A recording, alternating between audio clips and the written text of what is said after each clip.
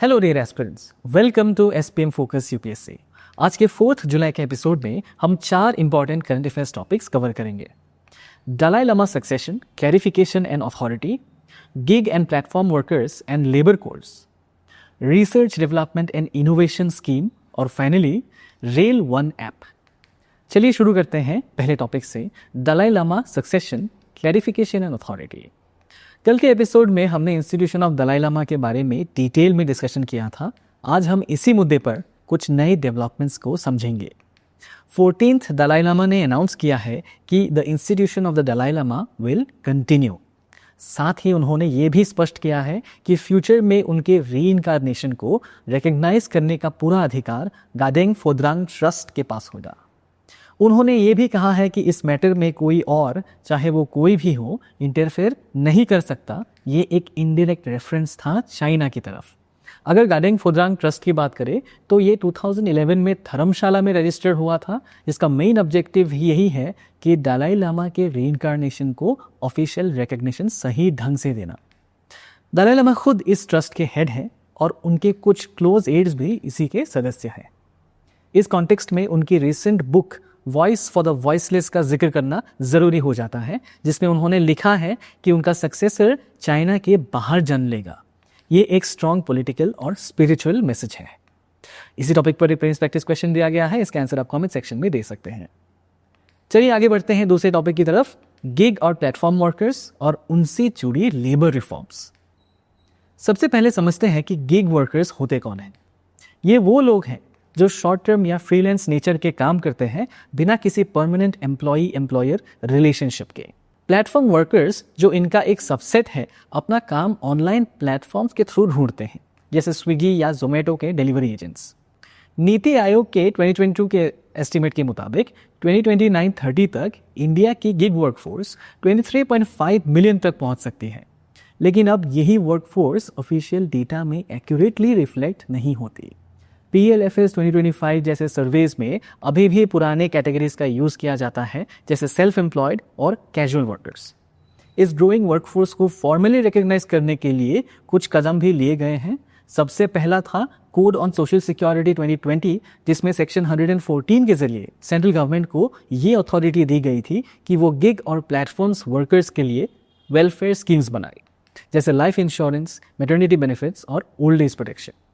इसके अलावा union budget 2025-26 में गवर्नमेंट ने अनाउंस किया कि गिग वर्कर्स को आइडेंटिटी कार्ड्स मिलेगा, उनका ई श्रम पोर्टल पर रजिस्ट्रेशन होगा और उनको प्राइम मिनिस्टर जन आरोग्य योजना के तहत हेल्थ केयर सर्विसेज भी दिए जाएंगे। यहाँ एक और बात ध्यान देनी चाहिए, ई श्रम पोर्टल को 2021 में लेबर मिनिस्ट्री ने लॉन्च किया था, जिसका एम है एक सेंट्रलाइज्ड डेटाबेस तैयार करना अनऑर्गेनाइज्ड वर्कर्स के लिए।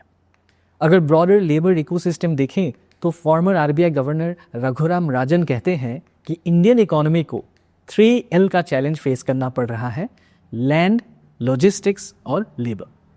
इन्हीं चैलेंजेस को सिंप्लीफाई करने के लिए गवर्नमेंट ने 29 पुराने लेबर लॉज को कंसोलिडेट करके 4 लेबर कोड्स इंट्रोड्यूस किए हैं। Code on wages, code on industrial relations, code on social security and occupational safety, health and working conditions code 2020। In codes का मेन एम है बिजनेसेस की ease और workers के rights के बीच एक बेटर बैलेंस बनाना। इसी टॉपिक पर रिफरेंस प्रैक्टिस क्वेश्चन दिया गया है, इसका आंसर आप कमेंट सेक्शन में दे सकते हैं। अब चलते हैं तीसरे टॉपिक की तरफ, research development and innovation scheme यानी RDI स्कीम। यूनियन कैबिनेट ने इस नए इनिशिएटिव को ग्रीन सिग्नल दिया है, जिसका टोटल कॉर्पस होगा 1 लाख करोड़ रुपीस। इस स्कीम के तीनों कोर ऑब्जेक्टिव्स काफ़ी स्ट्रेटेजिक हैं।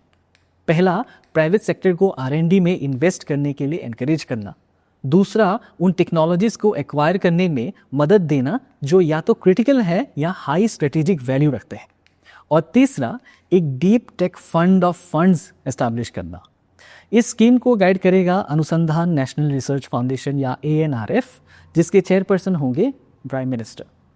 रही बात ANRF की, तो ये एक स्टैट्यूटरी बॉडी है, 2023 के एक्ट के तहत बनाई गई थी। इसका एम है यूनिवर्सिटीज़, रिसर्च लैब्स और इंस्टीट्यूशंस के बीच R&D और इनोवेशन को प्रमोट करना।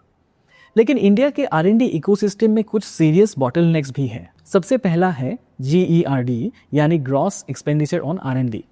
जो अभी सिर्फ 0.64% ऑफ द जीडीपी है। डेवलप्ड कंट्रीज इसे 2% या उससे ज़्यादा इन्वेस्ट करते हैं।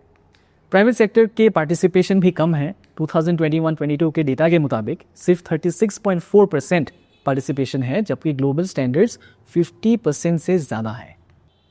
अच्छी बात यह है कि विमेन पार्टिसिपेशन में सुधार हो रही है।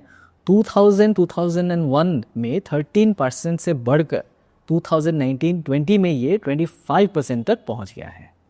और अगर इनोवेशन इकोसिस्टम का ग्लोबल पोजीशन देखें तो ग्लोबल इनोवेशन इंडेक्स 2024 में इंडिया का रैंक 39 है और ये पिछले कुछ सालों में कंटिन्यूअसली इम्प्रूव हो रहा है। इसी टॉपिक पर एक प्लीज प्रैक्टिस क्वेश्चन दिया गया है, इसका आंसर आप कमेंट सेक्शन में दे सकते हैं। चलिए अब चलते हैं आज के अंतिम टॉपिक की तरफ, इंडियन रेलवेज का digital app rail one app के रूप में। रेल मिनिस्टर ने रिसेंटली लॉन्च किया है रेल वन ऐप, एक सुपर ऐप जिसका एम है पैसेंजर्स के लिए सारी रेलवे सर्विसेज एक ही जगह अवेलेबल करवाना। ये app ticket booking, real time train tracking, coach position, food ordering, PNR status, refunds और कई सारे लास्ट माइल टैक्सी सर्विस जैसे सुविधाएं भी देता है। अलॉन्ग विद दिस ये भी याद रखना चाहिए कि इस ऐप को डेवलप किया है CRIS ने, यानी centre for railway information systems ने, जो कि इंडियन रेलवेज का एक PSU है। Rail one app multiple applications के यूज़ की ज़रूरत को ख़त्म कर देता है और पैसेंजर्स को एक सीमलेस इंटीग्रेटेड एक्सपीरियंस प्रोवाइड करता है। इसी टॉपिक पर एक प्लीज प्रैक्टिस क्वेश्चन दिया गया है, इसका आंसर आप कमेंट सेक्शन में दे सकते हैं। जाने से पहले आज के टॉपिक से रिलेटेड कीवर्ड्स आपके स्क्रीन पे दिए गए हैं, इन्हें आप मेंस आंसर राइटिंग में यूज़ कर सकते हैं। तो डियर एस्पिरेंट्स, आज के लिए इतना ही। कल मिलते हैं एक नए एपिसोड के साथ। तब तक के लिए stay consistent. This is focus UPSC signing off. जय हिंद।